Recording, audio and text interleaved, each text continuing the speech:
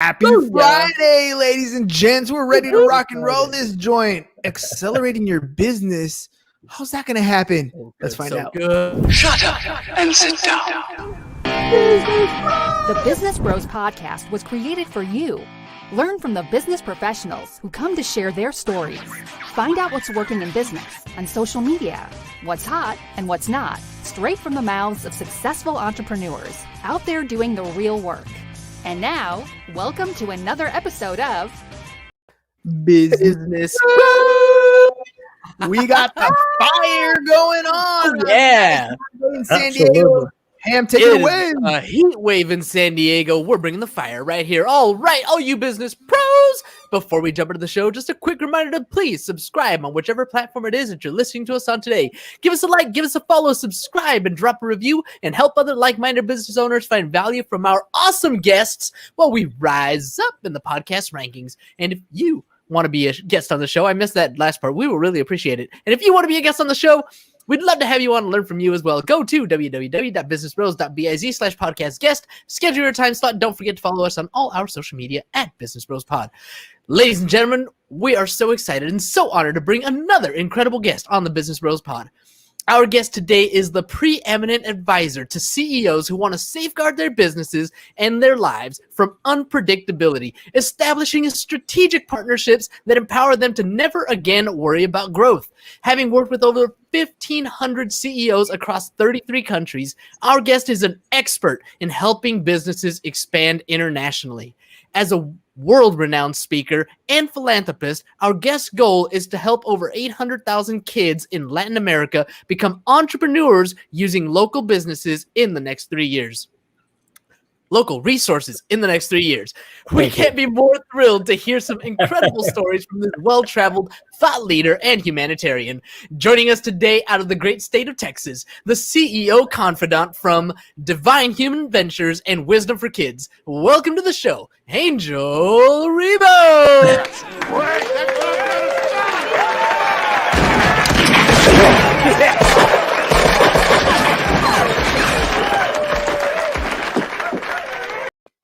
All right, Well Angel. done, well done. Thank you so much. This has been probably one of the most amazing introductions ever in my life. Thank you so much for being who you are, guys. Thank you.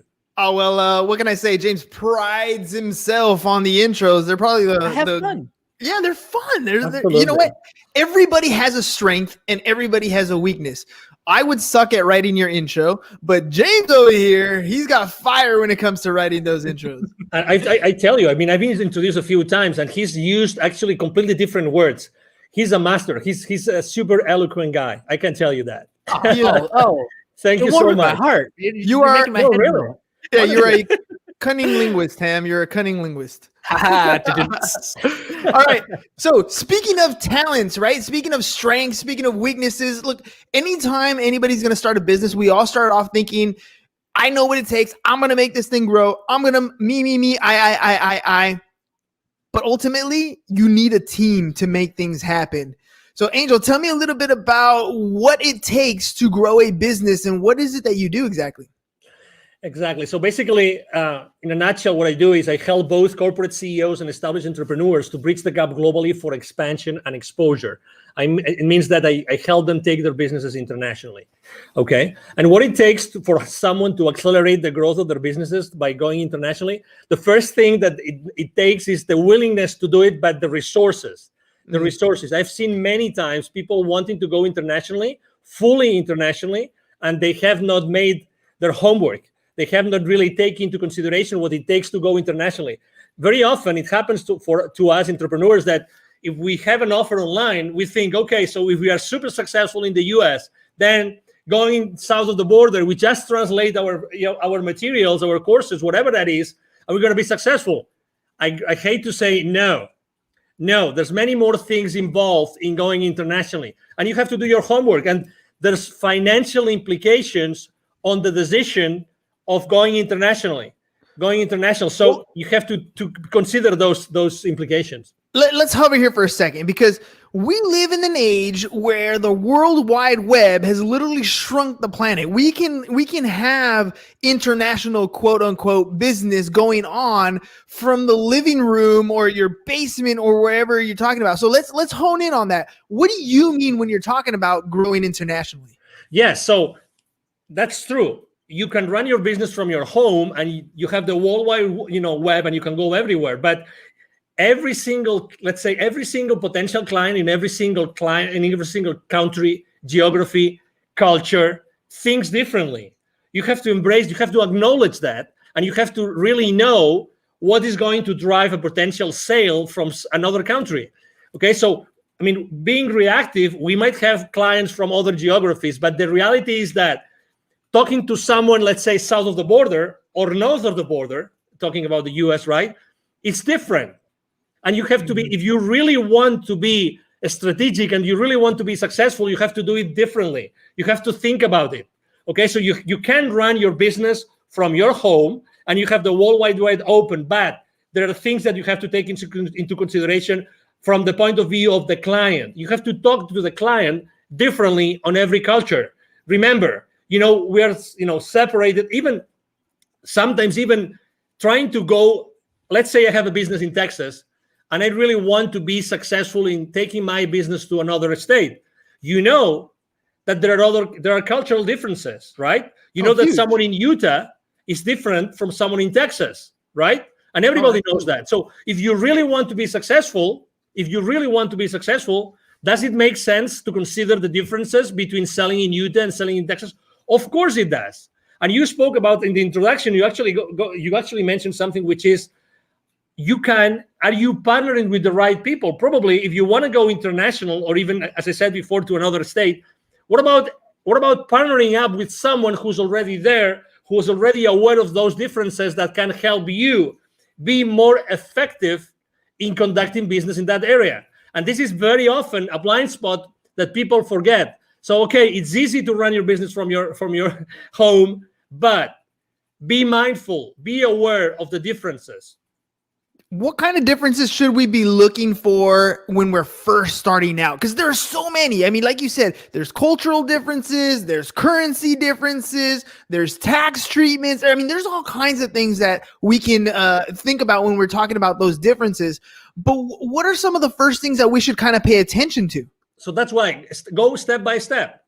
I mean, going internationally right out of the gate, I don't think is the right thing to do, unless you only go internationally to a specific area because you know that there's a need for that there, and you know that the people there are going to buy from you. Unless that's the case, it's scaling up by accelerating the growth of your business by going international. It means that you have already had to establish your business somehow. That's very important. Okay, so initially, I don't recommend anybody doing that unless, again, that's going to be your number one strategy. So if that's your number one strategy, you have to really know what these people want. Okay, the people in this area, what do they want? So you have to really speak with these people over there. Sometimes, we tend to think, oh, it's extremely difficult. No, it's very easy. Reach out. There's social media again, and you can go in social media and you can start talking to people who live in that area. It's really simple. There's something in the entrepreneurial world, in the startup world, there's something called a minimum viable product. You've probably heard this thousands of times, right? Mm-hmm. So when you start your business, you probably have a minimum viable product or service that you want to offer to your audience, right? So the first thing you have to do is, if you want to go international, start talking to your audience about what you want to do. And I start asking them, hey, if I was to launch this product, sell it there, or this service, would you be willing to buy from me? And what would be the kind of service or product that you would buy from me, in that particular, area of expertise that I have? So that's the first thing. Talk to your market early on your business strategy. And sometimes, and I think that's probably, we are all to blame, for this, which is we try to be perfectionists. We try to be like, we have all the responses, all the answers before we do anything else. There's one business mantra. There's one mantra I use with every single one of my clients. I've been using for the last 5 years since I started my own business, which is take imperfect action now. Take imperfect action now. Hey, Don't worry about anything else. You only need yourself, and you need to start reaching out to the people in the market, in the place where you want to start selling your products or your services. That's it. Start talking to them and start making mistakes. Start making mistakes. There's no such thing as the perfect sales pitch, the perfect service, the perfect product. There's only the thing that you reach out to the potential buyers and you know what they think, and keep on making, keep on perfecting your pitch, keep on perfecting your product and your service. Really, that's the first step. Take imperfect action now. I love that. I love that because it's absolutely true. I talk about that all the time about taking action, and you have a choice. You can do it or you cannot do it. And I think the people who sit back and try to wait till it's 100% perfect are the ones who struggle. I forgot what book I read it in, but they were talking about, I think it was Mentor to Millions. And what they were saying was most successful people wait until they have about a 70% of a plan, right? After that, they put it into action because there's nothing else you can predict. At that point, you have something that's viable that'll take you in the direction that you want to go. Will it get you to the destination? Probably not. But you're moving forward and you're not stagnant and stuck in one particular situation or at worst, not taking any action, right? When I remember reading or learning about Disney, and they were opening up in China, I think it was China or Japan, I'm not sure exactly, but they were out there in the East. And when they went out there, they opened up operations right away, just like they had done in Florida, just like they had done in Disney. And they didn't take into consideration some of the cultural differences and had to restructure some things. So, acting on a plan is first and foremost. When you're talking to CEOs or different people who are ready to take that next scale, right? What's some of the fears that they have or some of those hesitations that prevent them from taking action? Well, it's always uncertainty. When you're stepping into, uncharted territories, everybody is, okay, is that going to work? How long is that going to take? There's always uncertainty. But again, there's uncertainty in everything that we do in life. So, and we still take action. So the first thing is uncertainty. And they need to know they always ask me, what are the chances that this kind of service or product is going to be successful? And I would like to share something. And this piece of information, it came from, there's the number one entrepreneurial program as far as college degree goes in the country is from a school in Massachusetts called Babson College, okay? Mm-hmm. They're very well known. You probably heard of them. Consistently, the number one entrepreneurial program, actually not only in the country, but in the world most of the time. Okay, so I was talking to the director of the accelerator, and that was 4 or 5 years ago. And she was telling me, Angel, 5 years before, so 10 years ago, it would take probably a few $100,000s for any technology, any startup to make a difference in the world. I'm talking about 5 years ago. Today, 5 years ago, only $15,000 to $20,000 was the amount of money that some startups had as a seed money to start disrupting the world. The point I'm trying to make is more and more often we see that the amount of money needed to make a difference in the world is lower and lower, is smaller and smaller.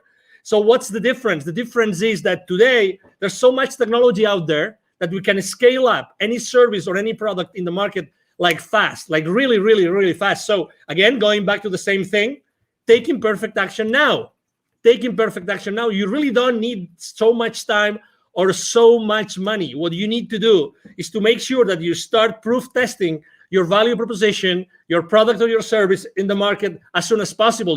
So you can start burning, those early stages, and you can start, perfecting your product and your service.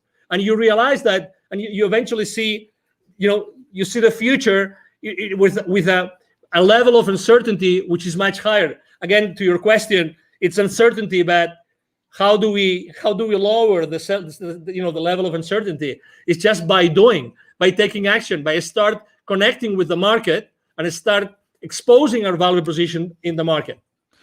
You have a ton of energy, and I love that because Thank you. when people come on the show, it's not always as exciting when the other person doesn't have energy, but that Thank you. fuel comes from somewhere, right? Yeah. Why did you get into this particular space? I mean, it sounds like Thank you're you. ready to take on business and scale things at your own rate, and yet you took Thank a you. different approach. Why that approach? Why what you're doing? Why is it what you're doing gives you so much energy? Well, probably because, well, number one, I would say first of all, because of my father, probably because my father is a super positive guy. I mean, back in Spain, he's right now 80 years old. He's going to be 81 this year, alive and kicking. He's still working on business. He's always been like that model for me, like always super positive. He's made a lot of, he's set up and grown a lot of businesses, both nationally and internationally. He's made a lot of mistakes, but you know what? He was always in that mood, always. And every time he was being asked, he was always, his first statement, he was always, I am so blessed that I have been able to help these hundreds of families, these hundreds of people with the families behind them. And that's the legacy. That's his legacy. So I think that this, flame that I have inside of me is because I really like to share my experience with people. And I was born to do this. I was born to, I mean, originally, both my mom and my dad come from very humble origins, really humble origins. I mean, still my family has a ranch in the north of Spain. That's where we come from, the Rebel family, but that doesn't mean that I couldn't do many other things. So I always had this flame inside of me of leaving a legacy, of teaching others. I love teaching. I love training. I love sharing my experiences. That's why I'm so involved with the local community here in Dallas. I'm invited to, the startup weeks, startup weekends. I'm invited to be jury sometimes. I'm very involved with business incubators and accelerators here, just because I like to share. I like to share, and it's a decision. It's a decision. It's my decision if I wake up in the morning and I show up to the world in one way or another, and that's my decision. That's my option. That's who I am. It's a Friday evening, right? I have had so many calls this week. I have talked to so many people. I've had so many face-to-face meetings. But you know what? I am loving this interview, and I could be, And right now, if you told me, hey, Angel, you have to mentor, 20 people in a coaching call within 30 minutes, I'm gonna do it. I'm not gonna lie to the audience. How long ago did you offer me to be on your show? True. It was yesterday evening. So Exactly. less than 24 hours. Less than 24 hours. And I was super excited. I said, yes. You know why? Because I always say, why not? Why not? If there's a single person in your audience right now who can benefit from what I'm saying, oh my God, the day has paid off. The chance has paid off. The possibility that you guys have offered me has paid off.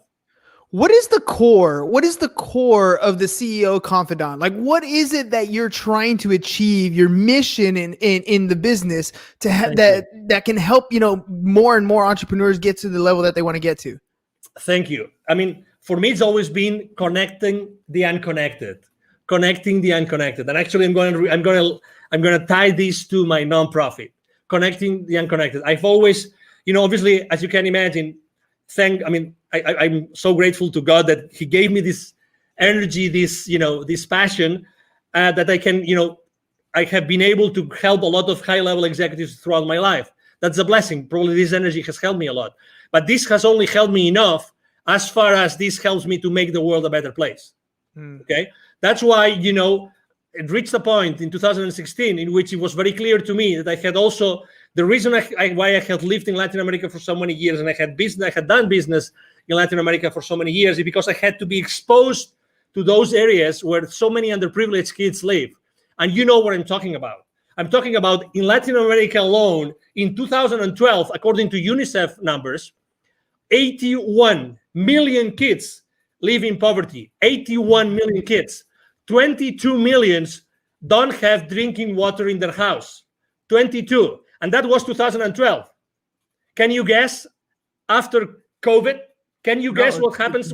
How many millions right now? Significantly worse. Exactly. So, and that means the total population, so that you have you have a frame of reference. the total population of kids in 2012 in Latin America was 170 million. 170 million. Okay, 170 million. So put that in perspective. So right now, probably it's going to be 90, maybe 100 million kids in Latin America who live in poverty. Yeah. So that's why, what's my mission? I've always feel that I keep on developing and helping so many high-level executives and established entrepreneurs, because at the end of the day, what I have to do is I have to be able to have so many stories, and I have to be able to connect all those high-level executives with those entrepreneurs that have still so much to learn. And I know that if it's not me, who's going to teach them entrepreneurship? Who's going to inspire them? Who is able to bring all those lessons I learn every single day with these so powerful CEOs? Who else is going to take them to those kids in need? So that was my answer. Yeah, no, that's a beautiful answer, because you're absolutely right. I mean, we look at what we see in poverty just right in front of us, right? When we drive down the freeway, when we're in our local communities. But the difference is, the poverty in the United States is much different than the poverty in almost any other country. It's just a different level. I remember being young, as a young kid, at my parents, and we would always go to church, and they would send us, to missionary things down the other side of the border, and you just have this awe that everything from the pair of shoes to the sweater that you have on to the meal that you had has such a different value to the people down there than it is to you. The things you take for granted, you don't even realize until you're, things like where you're crossing the border. When I remember coming back on the border and little kids, small 4 or 5-year-old children coming up barefoot, dirty, ragged clothes, just trying to sell something to make a living. And we don't quite understand the level of poverty because we're blessed to be in this country. But you're absolutely right. I want to ask you about the relationships that you're building with people as you're helping a lot of these entrepreneurs grow their business, as you're helping them scale and become multi-million-dollar companies. What value do you place, and how do you utilize the relationships that you're making? Well, I think believe it or not, I was extremely shy kid, very shy, very shy. Most of I would say every single one of my classmates up to high school, they would not believe it's me talking right now. Honestly, I had to, really, I really had to go to college, and I had to start being involved in organizations, international organizations, and traveling. And so, I know that not everybody is so open and prone to have relationships with people. But again, you don't have to be, someone like me, so, extroverted like me. It's just I think that the most important thing is that you are yourself and you keep the relationship honest and humble. Mm-hmm. Honest and humble, and from that point, I like to use, gratitude, humility, and acceptance as 3 of my top values that I like to share this with my team all the time when we have our weekly meetings and when we have our one-on-ones. Gratitude, humility, and acceptance are 3 very big values for me. So I think that those values help you a lot to develop those relationships. And out from those relationships, it's like, as you know, I'm very active on LinkedIn, and I have very, very large following and very active there. I post every single day, large high engagement from my audience. And it's the same thing when I start relationships with people in there that they don't know me of anything. I start from a very humble way. I'm not the guy that's going to send you 5 consecutive messages as soon as I say accept. I'm not that kind of guy. My connecting message has 1 sentence, only 1, and I don't send a second message. You just wait. Yeah, I just wait, and whenever it's good, and I think I have some value to offer to that person, as if it was you, then I say, hey, as I know that you do this, I think that you might be interested in having this information I just got from someone else. Again, partnering up with, giving the value that someone might need, and if they say I don't need it, that's okay, and that's fine. That's why a value download on people. I don't really believe in downloading things on people that they don't really need. So that's why I always keep my connections online as much human as possible. And when I left corporate America, I had like 800 connections. Right now, I have almost 27,000. Well, let me ask you about that, because you said, when you were younger, you were an introvert, and now you're very extroverted.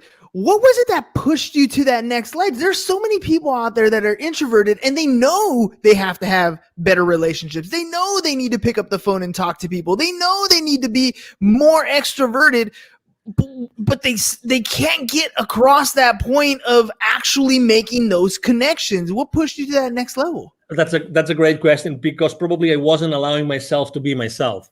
I was not standing on my own power. I thought that I had to fit in, and I wasn't socially enough. I wasn't enough. No, really. Because I thought that what I was standing up for wasn't enough to be just myself. So I had to be hiding, behind anything else or anybody else, until I realized that, oh my God, what I'm saying makes sense. So it was a gradual process. It wasn't, it wasn't just like, oh, tomorrow I'm going to be extroverted. And so I was fascinated by something, which was, in my case, in college, because I told you I started to bloom in college, which was becoming or being the leader of an organization, but being like the leader, but the leader behind the scenes, right? Not the leader like showing up all the time. Wizard of Oz. So sometimes, so at some point, I had no option but to be in front of a lot of people. And then suddenly, everything was going well, and I was, leading that organization in my college and everything. But there were issues. So I have to tell you that realizing that not everybody is going to like me actually helped me to be stronger. I realized that it didn't have to fit in. I realized that I have to be myself and always be myself. So I had a completely 100% certain place where I could go back and pull up the rest of my life. You know what I mean? Yeah, because if you're pretending to be someone else, you don't have that place of safety. But when you're always yourself, when you're always standing on yourself, on your grounds, then you have that place of power. And I have to also tell you, I remember the most dramatic situation in my life was actually that I got married. My first marriage was in 1996, still in Spain. And I unfortunately didn't work out, and I only was married for 5 months. Oh. And I'm not gonna disclose the circumstances, but let's say it was like being backstabbed, like big time. And I got married with my college sweetheart. Oh, come on. Now you're leaving all the meat on the bone here. Now we gotta know what's going on. No, but let me tell you, I remember as if it was now. I had to drive back. When I found out what my wife was doing, and I confronted her that night, and I will never forget that night, when I confronted her that night, and she told me yes, I remember taking my car the following morning and going and driving to where my parents lived. I remember that both my mom and dad were waiting me, they were living at the 6th floor, they were waiting for me, and I started crying like a baby on my mom's arms, at my mom's arms, saying, can't believe it. I don't know. How can my life collapse? What did I do wrong? I had the car, we had an apartment together, we had all those projects together, the perfect job, we had this beautiful house in the mountains to go to ski. Everything was perfect. But suddenly, boom, so you thought. Boom, and not even 1 year, like 5 months, 6 months. I felt betrayed. You name it. I tried to save my marriage, and I immediately said, okay, let's go to a counselor. But unfortunately, the other party wasn't there. So I said, okay. So the rest of my life starts here today. Yes. And then, you know what? 1 year and a half later, I had already left Spain for good. And I have not been back to Spain, but to visit my family. Again, it's the realization of I have to be me. And I am strong because I don't have to fit in with anybody else. I have to be myself. And that's my foundation. That's my essence. And I will build up the rest of my life because of that. Had I not taken that decision, we would have never had this conversation, you and I, today. You know that I want to say I love that story, but I kind of, it's not quite the right thing to say. But the fact that you accepted it at the end, right? The heartbreak, the pain, the agony, what you're going through, those are feelings that you're going to have.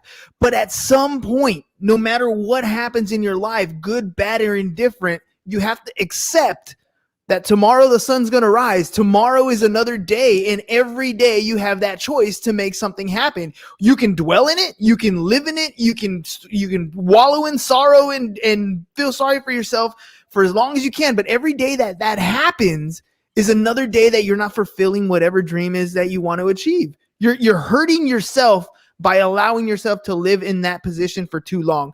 Feel it, hurt it, learn from that mistake. But you need to make a choice and accept that it happened. Totally. Otherwise, you're never going to move forward. I agree. And I have to say, this counselor that, we went together, with my ex-wife at that time, it was the same counselor that said, hey, okay, so she's not coming back. Can you please help me? Can you please help me go through this path? Can you please help me? And I have to tell you, there's certainty that this counselor told me, so these are the stages you're going to go through. A, B, C, D, and E. He told me, he explained those to me, and I understood them, and I said, okay, where am I now? And he told me, no, it's a good question. It's a good question. Yeah, of course. So you are here. Okay. Typically, what do you see in your practice? How long is it going to take for me to get to the final, destination of this, of this, whatever it is, right? Of this journey. He said, well, it's up to you. I've seen people here and I've seen people there, and I've seen people that will never recover from a divorce or from a separation. Okay. Mm-hmm. So I kept on going with him. I kept on having, again, I asked for help. God bless. That's something I obviously, in any facet in life, ask for help, look for help. Always. There's always going to be someone that can help you. Always. The only scarce resource in your life is time. Yes. Get over any situation, any challenge with the help of someone that's been there before. Do that. Don't hesitate. It doesn't matter. Money comes and goes. Do that. And oh my God, after 6 months of my separation, guess what? Guess who came after one of my, I just finished one of my swimming practices. I love swimming. Guess who came to say, I would like to come back together? Who was it? I'm not going to say, but you know the story, right? You know the story. And I said, unfortunately not. I don't want this to happen in the future when we already have children. I don't want that for my life. Decision made. Imperfect decision. Don't know what the outcome was going to be, but you weren't going to do it again. No. Oh man, Angel, that's, I love that, the whole idea of time scarcity, right? You only have so much time in your life. And yes, ladies and gents, you're going to feel uncomfortable when you're going to make a decision. You're not going to know the outcome. It's going to be scary. It's going to feel weird, but do it anyways. Do it anyways, because there's only two types of regret that you're going to have when you're older. And one of the biggest ones, the worst ones, is when you're 98 years old and you are incapable and you're out of time to have that regret to worry about. So take the action. You might make a mistake and it's okay. There's always a way to correct, but take that action. Angel, before we head out, let our audience know if they want to work with you, how can they get a hold of you? Absolutely. The first thing is, it's very easy. Send me an email. I have a team behind me. We all work together. We will always respond to you. My email is very easy. My email address is angel@angelrebo.com. I'm going to spell it for you. ANGEL@ANGELRIB as in boy O.com. That's the easiest way. If you want to know, what I do, what I stand for, you can go to LinkedIn, Angel Rebo, the CEO Confidant. And you will see me there every single day posting. I post a lot of personal stuff because I think it's important for everybody to know, what I think is important for me. And obviously, I would like to help you. And needless to say, thank you very much, guys, for being so kind with me and allowing me to be today on your show. Hey, man, thank you for coming on last minute. Thank you for sharing, being vulnerable. I honestly believe that some of these stories that we have in our life, some of the worst stories in our life, make the greatest connections with people. So thank you very much for sharing some of your worst times with us. I connected with you. I'm sure there's a lot of our listeners that connected with the same type of story. Thank you. All right, ladies and gents, it is Friday, but we'll be back because Monday's going to come right around the corner. So that's all we got for you guys today. Have a great and safe weekend. Peace. And we're out. Thank you for listening to the Business Bros Podcast. Are you looking to get more clients or to increase your income? Hernan, the business bro, can help you generate referrals through the power of podcasting. And James, the insurance bro with Pipeline Insurance, can help you effectively add insurance to your existing business. If you are ready to create wealth today and generational wealth for tomorrow, email businessbros@csfirst.com to schedule a free consultation or join the Business Bros Network, www.businessbros.biz.